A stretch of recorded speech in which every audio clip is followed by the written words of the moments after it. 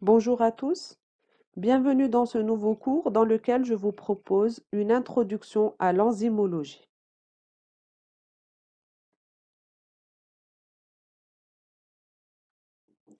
Le plan du cours est le suivant.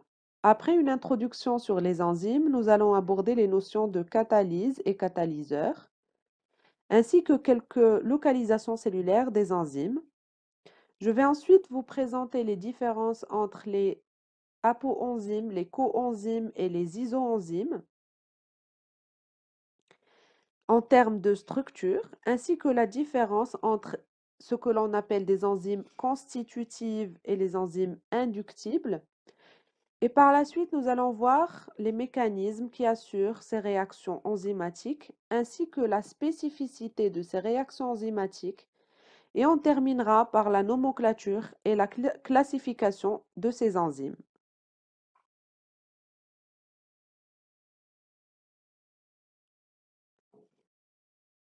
Les enzymes sont de nature protéique la plupart du temps. Elles ont toutes les propriétés de protéines, des protéines, ainsi qu'une activité catalytique. Leur rôle est d'accélérer jusqu'à des millions de fois les réactions chimiques du métabolisme se déroulant dans le milieu cellulaire ou extracellulaire. Ces enzymes agissent à faible concentration et elles se retrouvent intactes en fin de réaction. On parle ainsi de catalyseurs biologiques ou de biocatalyseurs.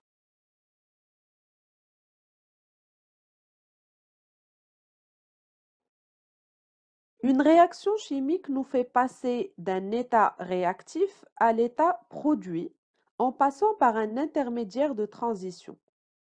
C'est ce qui est présenté sur ce graphique. En effet, on part d'un substrat, on est donc à l'état réactif, on consomme de l'énergie pour activer la réaction, c'est la partie intermédiaire de transition, puis enfin, on forme un produit et on est à l'état final. La différence entre l'état initial et l'état de transition s'appelle delta G étoile, qui est donc l'enthalpie libre d'activation. Et la différence d'énergie entre l'état initial et l'état final est dite delta G.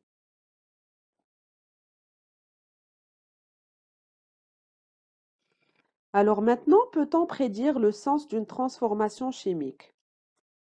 Chaque molécule a une certaine énergie libre G qui résulte de la somme des énergies de vibration, de rotation et aussi de liaison. La variation d'énergie libre G entre état final et état initial s'écrit donc delta G égale G produit moins G substrat en kilojoules par mol.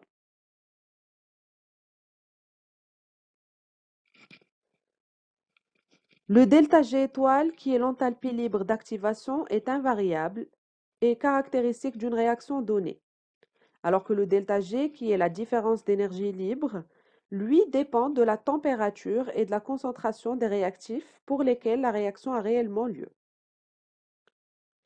Si le delta G est inférieur à 0, la réaction est dite exergonique. Ça veut dire que c'est une réaction qui libère de l'énergie. Dans ce cas donc, la réaction est thermodynamiquement possible, donc elle est catalysable par une enzyme. Maintenant, si le delta G est supérieur à 0, la réaction en ce moment-là est dite endergonique. Ça veut dire qu'elle nécessite un apport d'énergie extérieure pour se réaliser. Elle ne peut donc pas se faire sauf si elle est couplée à une autre réaction qui, elle, est très exergonique. Maintenant, dans le cas où le delta G est égal à 0, en ce moment-là, on a atteint l'état d'équilibre.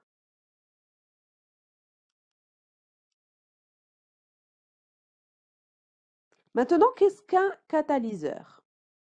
Un catalyseur est une substance qui, par sa seule présence, va accroître la vitesse d'une réaction et qui se retrouve par la même occasion, ce catalyseur se retrouve inchangé à la fin de cette dernière, à la fin de la réaction. Donc, le catalyseur ne crée pas de réaction nouvelle. Il agit à faible dose par rapport aux quantités de produits réagissants. Il est spécifique d'une réaction donnée et n'active qu'un seul type de réaction et ne provoque pas de modification de l'équilibre lorsque celui-ci est atteint. Et enfin, le catalyseur n'accélère que les réactions thermodynamiquement possibles, c'est-à-dire il ne va pas rendre possible une réaction qui était initialement thermodynamiquement impossible.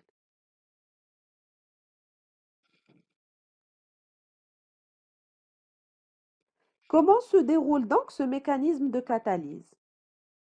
Quand on ajoute un catalyseur, la réaction a lieu plus rapidement, car l'énergie nécessaire pour activer la réaction est moindre, et donc on consomme moins d'énergie.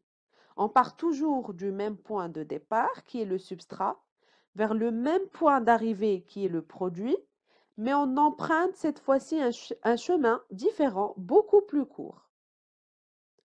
Les enzymes agissent ainsi uniquement en diminuant l'énergie d'activation ΔG étoile. Donc, il faut se rappeler qu'elles ne peuvent donc pas rendre possible une réaction thermodynamiquement impossible, mais elles vont accélérer une réaction thermodynamiquement possible.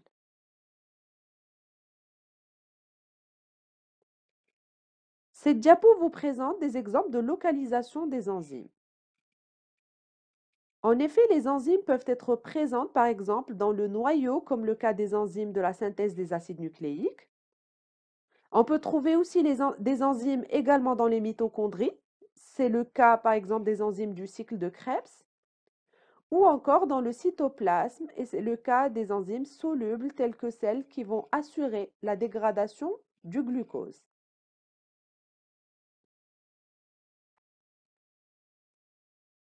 Qu'en est-il de la structure des enzymes? Nous allons commencer d'abord par les notions d'apoenzyme et de coenzyme.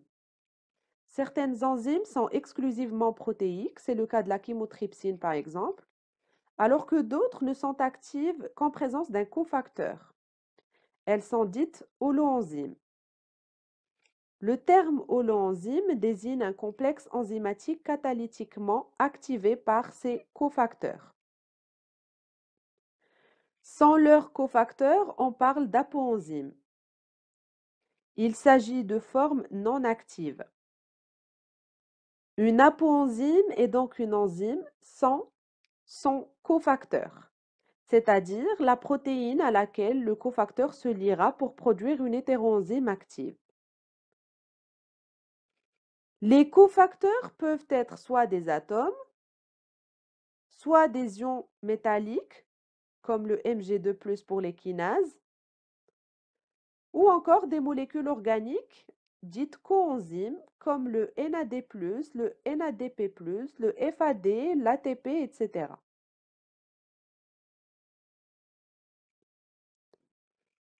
Pour ce qui est des isoenzymes, ce sont des formes multiples d'une même enzyme qui existent naturellement chez une même espèce. Elles agissent sur le même substrat, mais peuvent être séparées par électrophorèse car leur structure primaire n'est pas identique. Vous avez ici l'exemple de la lactate déshydrogénase ou la LDH. L'enzyme active est un tétramère constitué de 4 sous-unités de 2 types différents de protomères. L'association conduit à 5 isoenzymes. Vous avez la LDH1 constituée par 4 sous-unités H. Cette isoenzyme est principalement présente dans le cœur. Vous avez la LDH2 constituée de 3 sous-unités H et une sous-unité M. Elle est principalement présente dans le système réticulo-endothélial. Vous avez la LDH3 constituée de 2 sous-unités H et 2 sous-unités M. Elle est principalement présente dans les poumons. Il y a aussi la LDH4 constituée d'une seule sous-unité H et 3 sous-unités M. Elle est principalement présente dans les reins. Et enfin, vous avez la LDH5 qui est constituée de 4 sous-unités M et qui est principalement présente dans le foie et dans les muscles.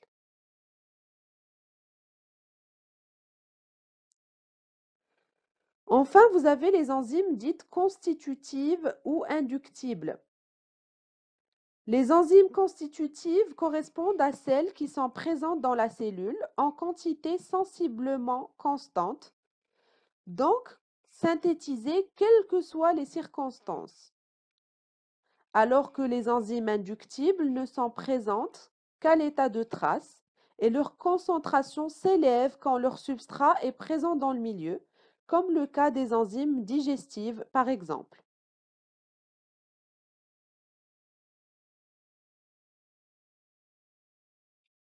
En effet, puisque les enzymes catalysent les réactions biochimiques, la quantité d'enzymes dans l'organisme est donc régulée. Le contrôle de la quantité d'enzymes synthétisées est un mode de régulation du métabolisme et le contrôle de la quantité d'enzymes dégradées en est un autre.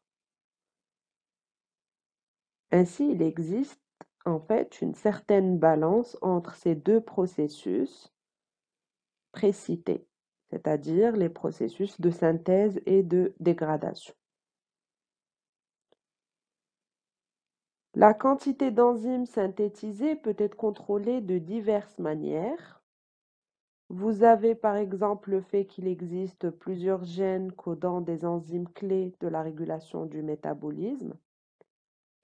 Ainsi, en cas de mutation, par exemple, une mutation qui peut rendre un gène non fonctionnel, cette redondance de gènes permet à la cellule d'avoir d'autres gènes fonctionnels et ainsi maintenir et garantir un taux d'enzymes clés synthétisé constant. Une autre possibilité, c'est à travers, par exemple, le niveau de transcription des gènes, en stimulant ou bien en réprimant l'expression des gènes cibles. Un exemple, c'est celui du cas de répression catabolique de l'opérant lactose chez les bactéries. En effet, quand la concentration en glucose diminue, le métabolisme du lactose devient nécessaire. Ainsi, le signal de carence alimentaire est une augmentation de la concentration de l'AMP cyclique. Cet AMP cyclique se fixe à la protéine CAP, et ce complexe se lie ainsi à l'ADN et augmente l'affinité de l'ARN polymérase pour le promoteur de l'opérant, augmentant d'un facteur 50 ainsi la transcription de l'opéron lactose.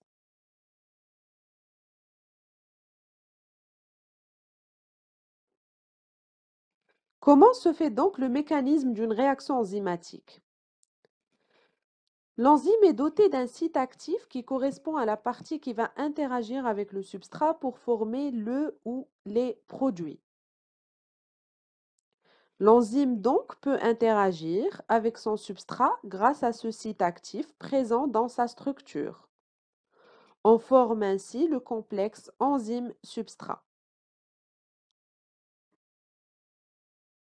Le site actif ou le centre actif d'une enzyme est une petite zone privilégiée de la protéine enzymatique dont la géométrie a une importance considérable sur la spécificité.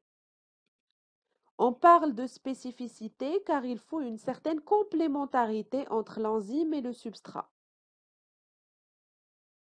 Le site actif est situé dans une zone hydrophobe, dans la partie interne de la structure. En effet, ce site actif correspond à une cavité de caractère non polaire, donc hydrophobe, et dans lequel le substrat s'insère. L'eau est normalement exclue du site actif lorsque le substrat est lié, sauf si l'eau est elle-même un réactif.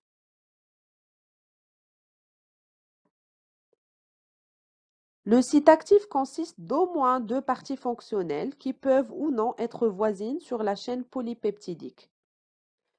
Sinon, la structure tertiaire les amène près l'une de l'autre. Elle les rapproche. Le site de reconnaissance du substrat est constitué de certains acides aminés qui sont associés avec l'orientation du substrat et donc avec la spécificité de l'enzyme.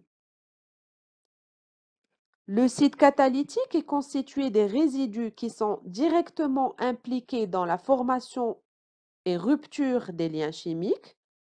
Ces résidus sont souvent localisés dans le fond de la cavité et dans la majorité des cas possèdent des chaînes latérales ioniques ou réactives.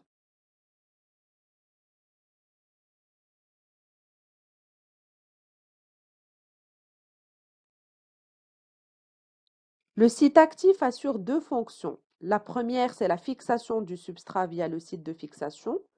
Et la deuxième correspond à la transformation du substrat grâce au site catalytique. Seuls quelques acides aminés sont impliqués directement dans la catalyse. Les autres acides aminés sont qualifiés d'auxiliaires, de collaborateurs ou de non-collaborateurs selon leur degré d'intervention dans l'acte catalytique. Il existe au total deux principaux modèles de reconnaissance enzyme-substrat. Le modèle clé-serrure et le modèle de forme induite. Le modèle clé-serrure consiste à dire que l'enzyme possède une structure spatiale complémentaire à celle du substrat. Et Emil Fischer, prix Nobel de chimie pour son travail sur les glucides et la synthèse des purines en 1902, est également à l'origine du modèle clé-serrure pour expliquer la sélectivité des réactions enzymatiques. Dans ce modèle de clé-serrure, la formation du complexe enzyme-substrat nécessite une interaction entre un ou plusieurs groupes fonctionnels ou domaines du substrat avec les motifs de la cavité enzymatique. La rigidité de ce concept et la tolérance de certaines enzymes envers différents substrats constituent cependant une limite à ce modèle.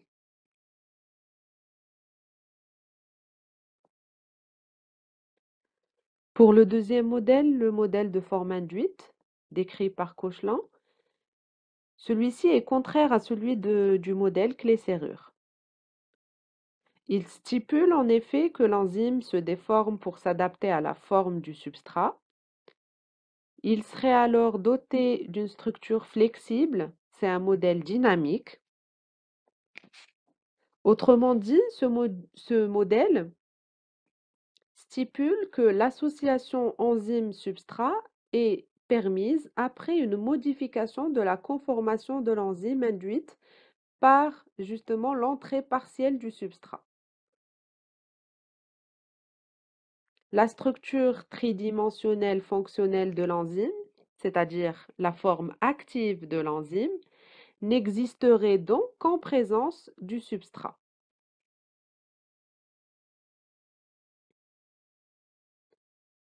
Et comme nous l'avons précédemment évoqué, c'est bien en abaissant l'énergie d'activation, qui est l'enthalpie libre d'activation ΔG étoile nécessaire à la réaction, que l'enzyme agit.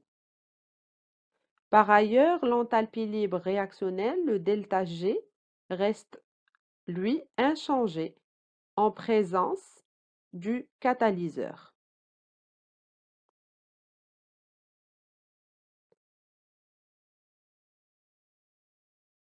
Et voici maintenant quelques rôles de cofacteurs qui sont des composés chimiques qui interviennent obligatoirement dans une réaction enzymatique, soit pour transporter ou compléter un substrat, comme le cas du coenzyme A avec l'acyle-CoA, ou bien pour accepter un produit, comme le cas du NADH, ou enfin encore comme participant à la structure de l'enzyme, comme le cas des ions Zn2+, de la carboxypeptidase. À noter que les coenzymes sont synthétisés par les cellules vivantes, mais si jamais une espèce ne peut pas synthétiser un coenzyme, ce dernier doit être apporté par l'alimentation sous forme de vitamines.